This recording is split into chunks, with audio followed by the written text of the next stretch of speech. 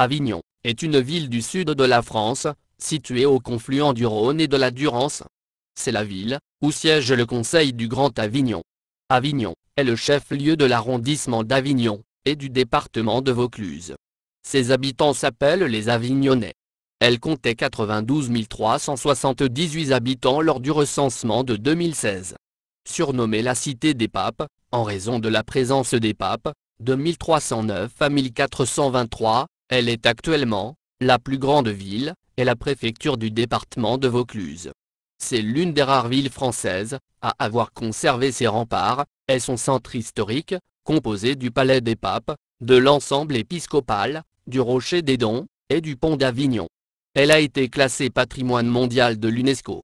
La renommée de son Festival des Arts du Spectacle, véritable vitrine artistique et culturelle de la ville, a largement dépassé les frontières françaises. La ville fut capitale européenne de la culture en 2000. Avignon comporte un cœur étudiant important, notamment grâce à son quartier étudiant, Agroparc, ainsi que de son université. Préhistoire. Ce site fut occupé dès le néolithique, comme l'ont prouvé les chantiers de fouilles du Rocher des Dons et du quartier de la Balance. En 1960 et 1961, des fouilles dans la partie nord du Rocher des Dons, dirigées par Sylvain Gagnère, ont mis au jour une petite stèle anthropomorphe, hauteur 20 cm, qui fut trouvée dans une zone de terre remaniée.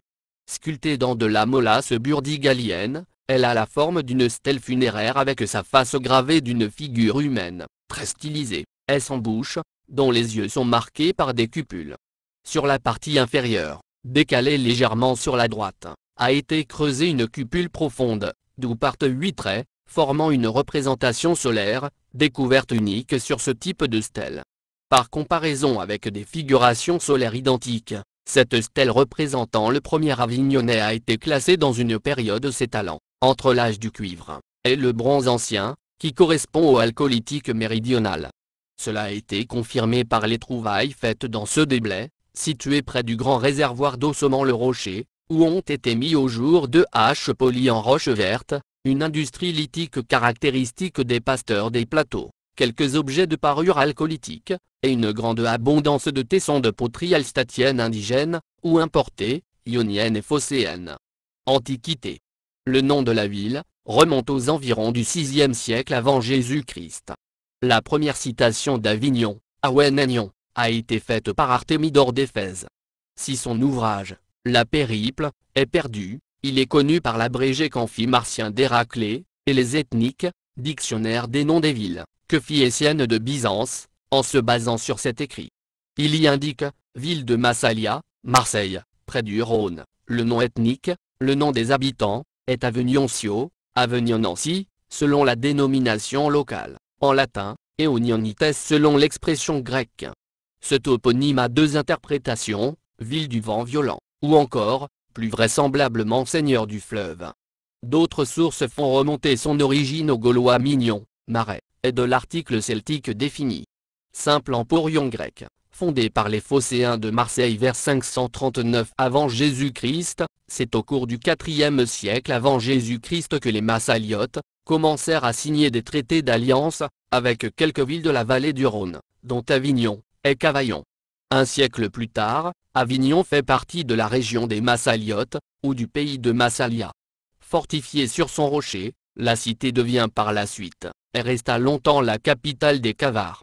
À l'arrivée des légions romaines vers 120 avant Jésus-Christ, les Cavars, alliés des Massaliotes, deviennent ceux de Rome. Passé sous domination de l'Empire romain, Aonion devient Avenio, et fait maintenant partie de la Gaule narbonnaise, 118 avant Jésus-Christ, puis de la deuxième viennoise.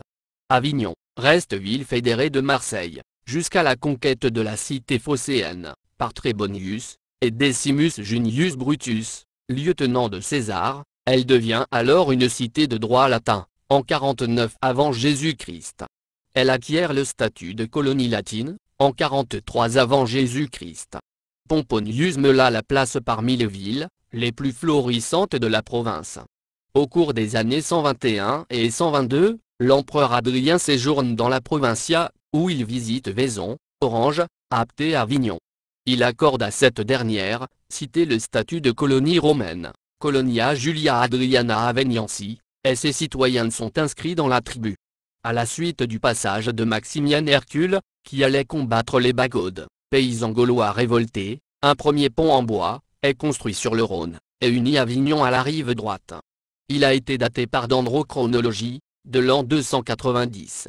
Au IIIe siècle, il existe une petite communauté chrétienne, hors les murs autour de ce qui deviendra l'abbaye Saint-Ruf.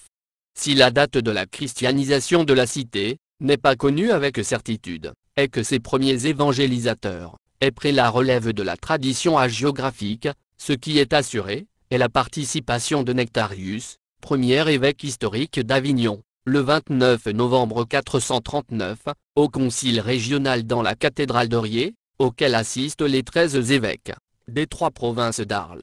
En novembre 441, Nectarius d'Avignon, accompagné de son diacre Fontidius, participe au concile d'Orange, convoqué et présidé par Hilaire d'Arles, où les pères conciliaires définissent le droit d'asile.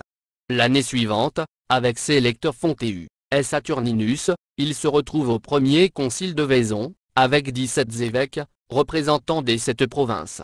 Il décède en 455. Les grandes invasions ont commencé, et les cités de la vallée du Rhône n'y échappent point. En 472, Avignon est pillée par les Burgondes, et ravitaillée par Patient, le métropolitain de Lyon, qui lui fait parvenir du blé.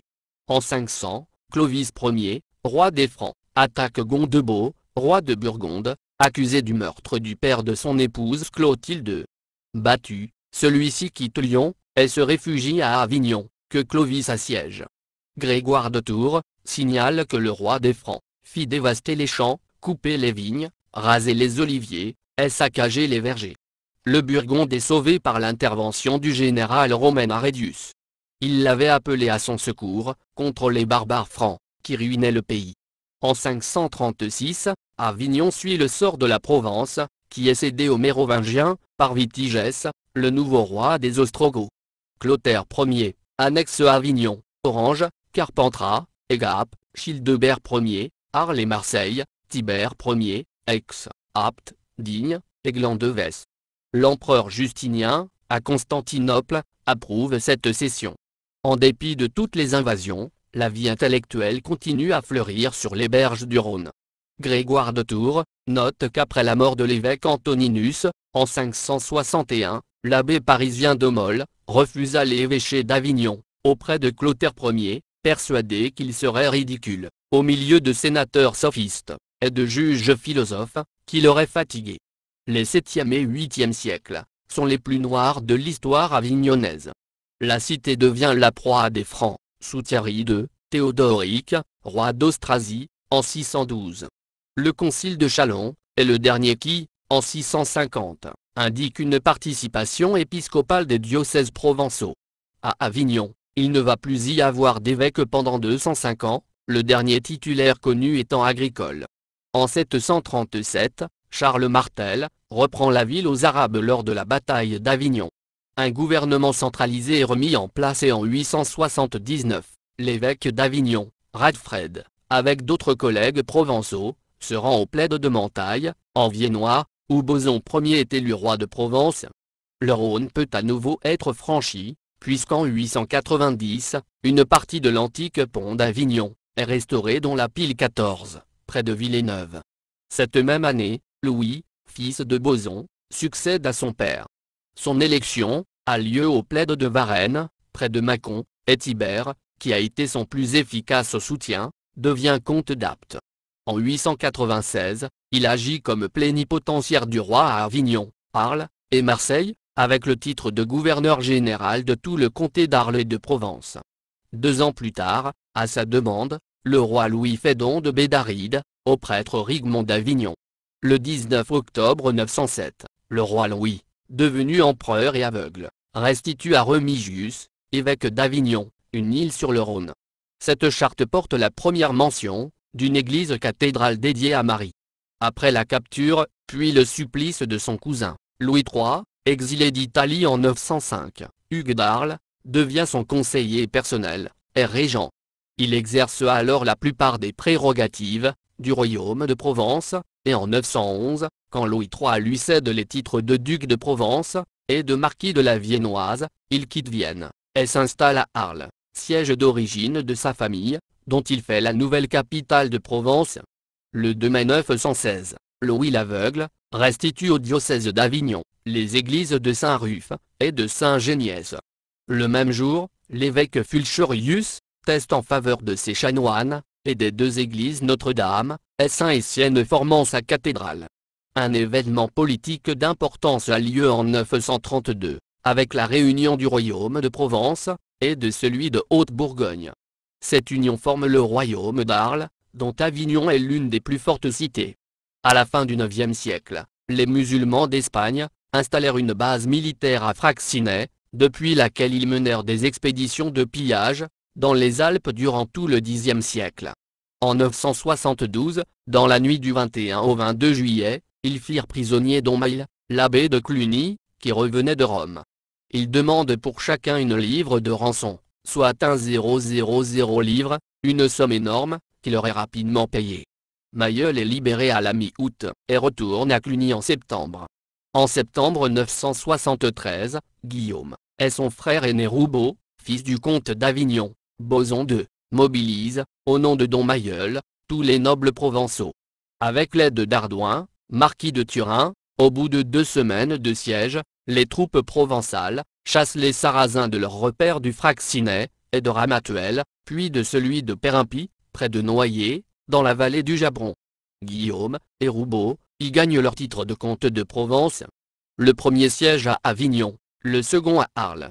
En 976, alors que Bermond, beau-frère d'Éric, est nommé vicomte d'Avignon par le roi Conrad le Pacifique, le 1er avril, le cartulaire de Notre-Dame des Dons d'Avignon indique que l'évêque Landry restitue aux chanoines de Saint-Étienne des droits qu'il s'était injustement appropriés. Il leur cède un moulin et 2 maisons qu'il avait fait construire à leur intention, sur l'emplacement de l'actuelle tour de Trouillat, du palais des papes. En 980, ces chanoines sont constitués en chapitre canonial par l'évêque Garnier.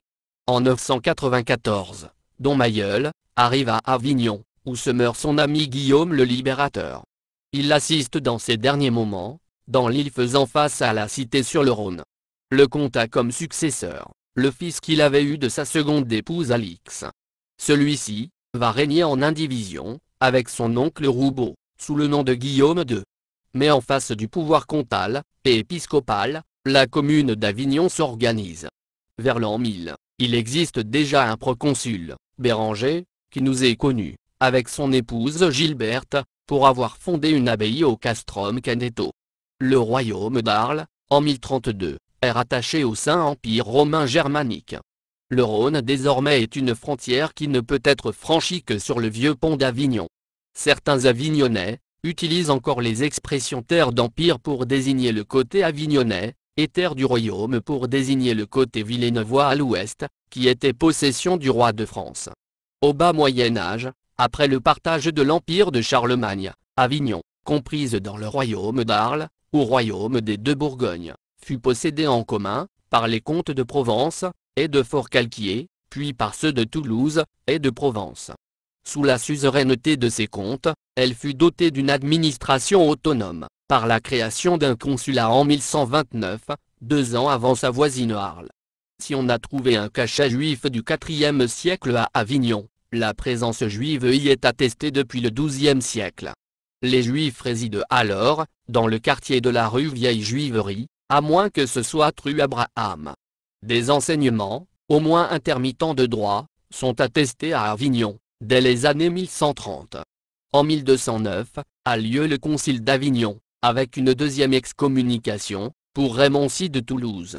Lors de la guerre des Albigeois, la ville ayant pris parti pour Raymond VII de Toulouse, comte de Toulouse, elle fut assiégée, et prise par le roi de France, Louis VIII, le 9 septembre 1226.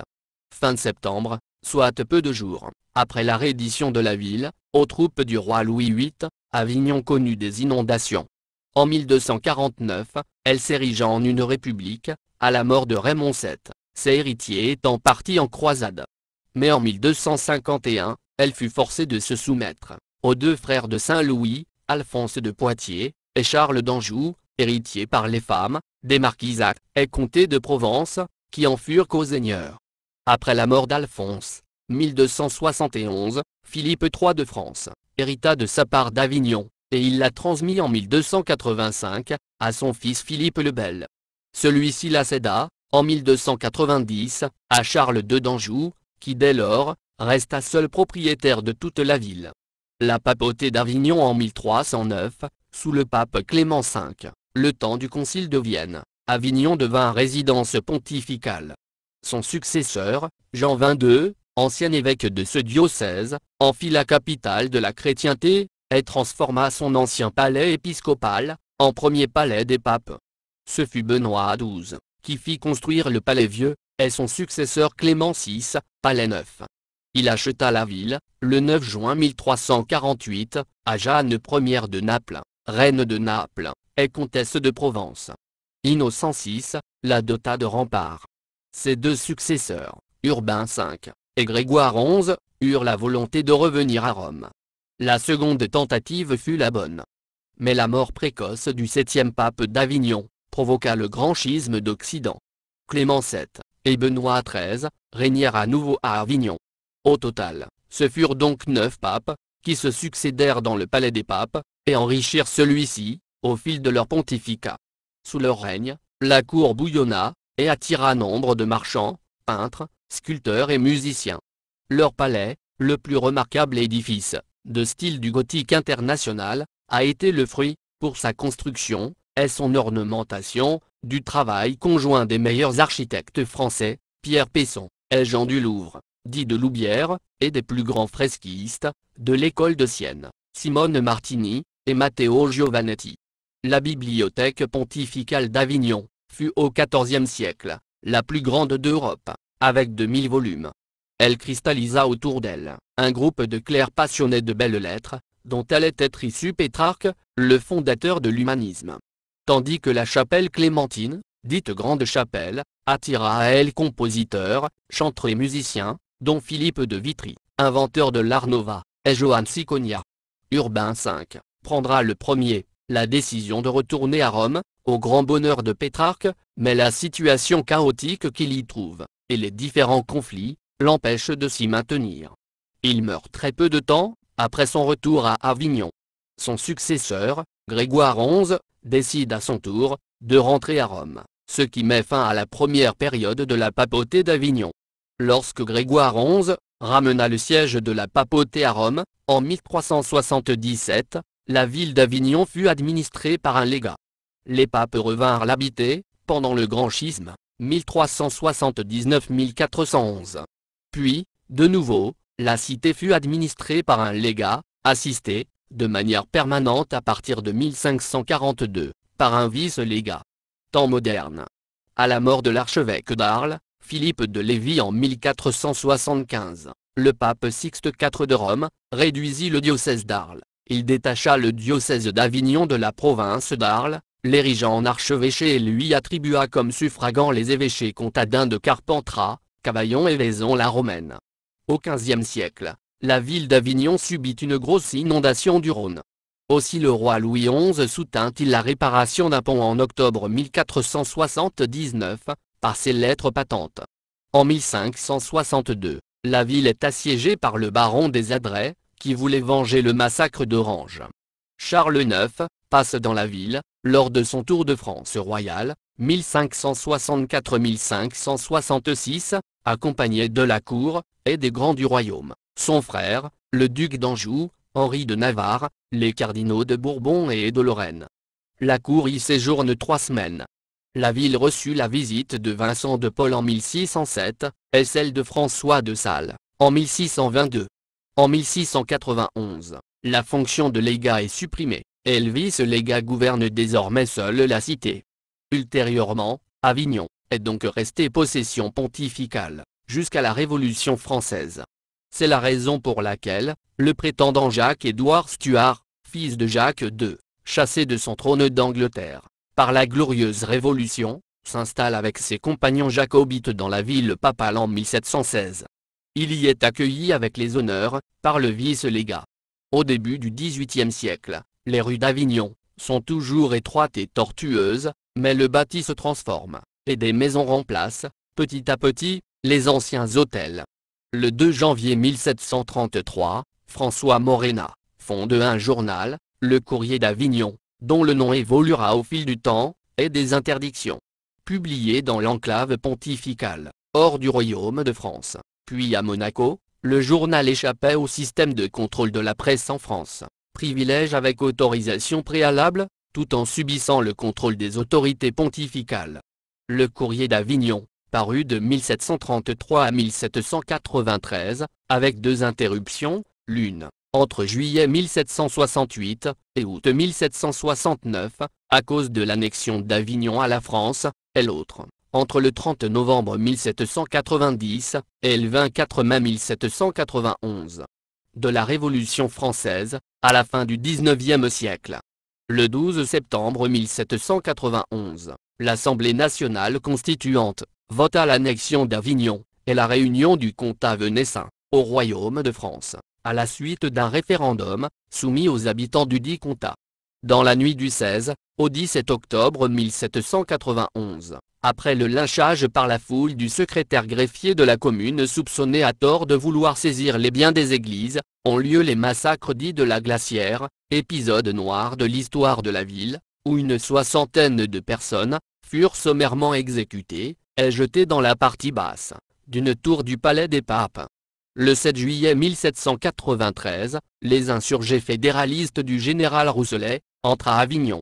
Lors du passage de la Durance, pour la prise de la ville, par les troupes marseillaises, une seule personne est tuée, Joseph Agricole Viala. Le 25 juillet, le général Carteau se présente devant la ville, qui est abandonnée le lendemain, par les troupes du général Rousselet, à la suite d'une erreur d'interprétation des ordres, venus de Marseille. À la création du département du Vaucluse, le 12 août 1793, la ville en devient le chef-lieu. Cette réunion fut confirmée en 1797, par le traité de Tolentino. Le 7 vendémiaire de l'an 4, le chevalier de Lestang s'empare de la ville pour les royalistes, avec une troupe de 10 000 hommes. Le représentant en mission, Boursault reprend la ville, et fait fusiller Lestang. Pendant la Révolution, et en 1815, Avignon fut le théâtre de déplorables excès de la terreur blanche. Le 2 août 1815, le maréchal Brunier est à ce point dans les années 1820-1830, Villeneuve est contrainte de céder à Avignon une partie de son territoire, il s'agit de l'île de la Barthelasse. Le 18 octobre 1847, la ligne ferroviaire Avignon-Marseille est ouverte par la Compagnie du chemin de fer d'Avignon à Marseille. En 1860, l'actuelle gare d'Avignon Centre est construite. En novembre 1898, le réseau de tramways de la Compagnie des tramways électriques d'Avignon est ouvert en remplacement de l'ancienne Compagnie de transport hippomobile. Lors du coup d'État du 2 décembre 1851, des Avignonnais, dont Alphonse Jean, tentent de s'y opposer. En 1856, une crue exceptionnelle de la Durance inonde Avignon. Du XXe siècle, à nos jours. Nouvellement élu président de la République, au début de l'année 1913, Raymond Poincaré visita la Provence à la mi-octobre. Il donna dans son livre Au service de la France, l'Europe sous les armes, 1913, un descriptif de ses visites successives. Son but primordial était de vérifier in situ l'état d'esprit des faits libres, dans l'hypothèse probable d'un conflit avec l'Allemagne. Il rencontra, à Maillane et à Sérignan du Comtat, les 2 plus illustres, Frédéric Mistral et Jean-Henri Fabre. Entre ces 2 rendez-vous, il fit une pause à Avignon, où il fut reçu triomphalement à l'hôtel de ville. Déjà la réception qu'il avait reçue au mât du juge, par le poète et le repas commun, qu'ils avaient pris, dans le train présidentiel, en gare de Graveson, l'avait rassuré sur le patriotisme des Provençaux. Ce fut donc, en ces termes, qu'il s'adressa au prix Nobel de littérature, cher et illustre maître, à vous qui avez relevé, en l'honneur d'une terre française, des monuments impérissables, à vous qui avez relevé, le prestige d'une langue et d'une littérature dont notre histoire nationale a lieu de s'enorgueillir, à vous qui, en glorifiant la Provence, avez tressé à la France une verdoyante couronne d'oliviers, à vous auguste maître j'apporte le témoignage de la reconnaissance de la République et de la grande patrie. Le XXe siècle connaît un important développement de l'urbanisation, principalement dans l'extra-muros, et plusieurs projets importants voient le jour. Entre 1920 et 1975, la population a pratiquement doublé, malgré la cession du Pontet en 1925, et la Seconde Guerre mondiale. Côté transport, 1937, voit la création de l'aérodrome d'Avignon-Caumont, qui deviendra aéroport, et connaîtra du début des années 1980, à nos jours un essor important, avec l'ouverture de lignes internationales, une nouvelle tour, des travaux d'allongement de pistes. En septembre 1947, a lieu la première édition du futur Festival d'Avignon. Après la Seconde Guerre mondiale, le 11 novembre 1948, Avignon reçoit une citation à l'ordre de la division. Cette distinction comporte l'attribution de la Croix de guerre avec étoile d'argent. La ville se relève, développe son festival, dépoussière ses monuments, développe son tourisme et son commerce. En 1977, elle est lauréate du Prix de l'Europe, remis par le Conseil de l'Europe. 1996, le projet concernant la ligne LGV Méditerranée est démarré. Son trajet l'a fait passer sur la commune et par-dessus le Rhône. De 1998 à 2001, construction de la gare d'Avignon-TGV.